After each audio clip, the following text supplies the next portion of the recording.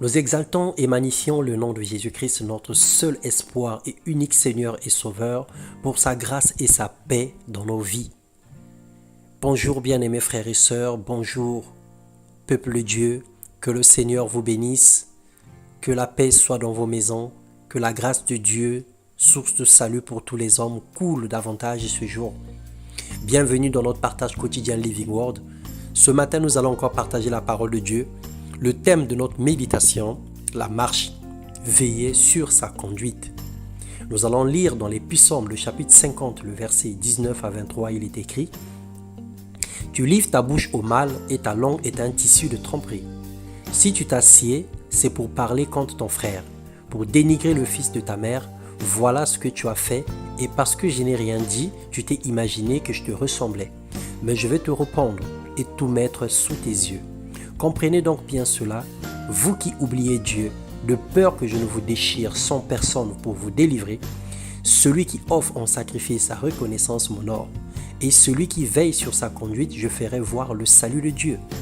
Le Seigneur nous fait savoir que nous faisons tant de mauvaises choses, nous nous comportons tellement mal, parce qu'il reste silencieux, nous pensons qu'il est avec nous, ou nous pensons qu'il est d'accord avec cela.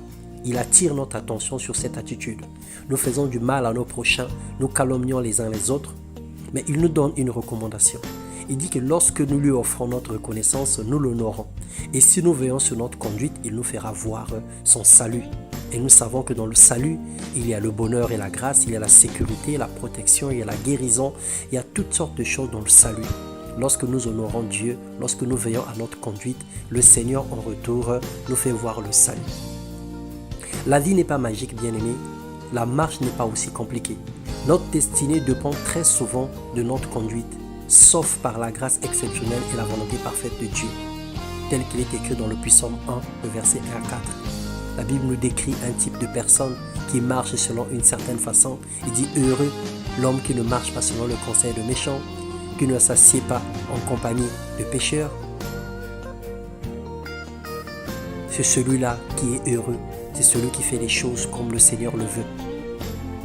Le mal que nous faisons aux autres nous revient sous forme de châtiment, car nous attirons la colère de Dieu sur nous, mais aussi nous donnons accès au diable, selon Acte 5, le verset 3 à 4. À notre avis, posons-nous une question ce matin. Pourquoi certaines personnes ne réussissent-elles pas? Est-ce que tous nos échecs viennent toujours du diable? Ou bien est-ce que tous nos problèmes sont toujours causés par les démons, par les mauvais esprits? Il y a de quoi se poser une telle question. Il ne s'agit pas ici des épreuves, mais nous parlons bien des malheurs, ce qui nous arrive de mal, ou ce qui peut subvenir dans nos vies. En réfléchissant et en s'alignant avec la parole ou la volonté de Dieu, nous nous rendons compte que nous sommes nous-mêmes en partie responsables de nos malheurs. Notre attitude, notre comportement donne accès ou l'opportunité à Satan de nuire à notre vie. C'est tellement évident. Parce que nous rentrons dans son camp, nous nous comportons comme les enfants du diable, nous faisons des choses contraires à la volonté de Dieu. On s'identifie à l'ennemi lorsque nous faisons toutes sortes de mauvaises choses. Ou lorsque nous nous conduisons très mal, on s'identifie à l'ennemi. On porte la veste d'enfant du diable. Et le Seigneur nous reproche ce matin. Le Seigneur attire notre attention. Il veut que nous puissions changer de comportement, que nous puissions changer de direction. Lorsqu'une personne décide de brûler un feu et qu'après, par la suite, qu'elle est victime d'accident ou renverse une personne, n'est-ce pas sa conduite qui l'emmène à cela? Lorsqu'une personne décide de frauder et que derrière, il a des contraventions ou des amendes, n'est-ce pas sa conduite qui lui a poussé dans cette situation? Le diable n'est toujours pas responsable de tout ce qu'il arrive, même si il est l'adversaire infatigable. Mais nous pouvons lui fermer les portes. Nous pouvons lui fermer les portes. Nous pouvons lui refuser accès à notre vie. Le Seigneur nous parle ce matin. Il délivrera celui ou celle qui veillera attentivement sur sa conduite. Tel est le secret de la réussite et de la protection divine. Veille sur ta vie, veille sur ta langue et soigne ta marche. Fais des efforts de ne pas t'identifier au mal ou à l'ennemi. Que le Seigneur nous préserve de sa colère.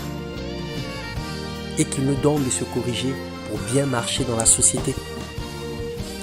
Que nous ne soyons pas des personnes qui vont être inciviques, que nous ne soyons pas des personnes qui vont avoir des valeurs contre la volonté de Dieu, mais plutôt des personnes qui vont s'identifier à la parole de Dieu, des vrais modèles dans la société, des personnes de bon cœur, ayant le fruit de l'esprit en soi.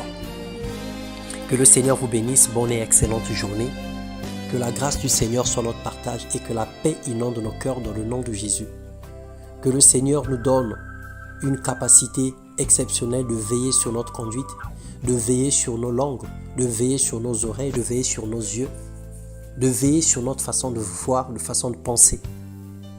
Que toutes les portes ouvertes dont l'ennemi peut utiliser pour nous déstabiliser, pour nuire à notre vie, soient complètement fermées ce matin dans le nom de Jésus. Trouvez le bonheur dans la présence de Dieu et soyez restaurés au nom puissant du Seigneur Jésus-Christ. Amen. Bonne méditation à tous.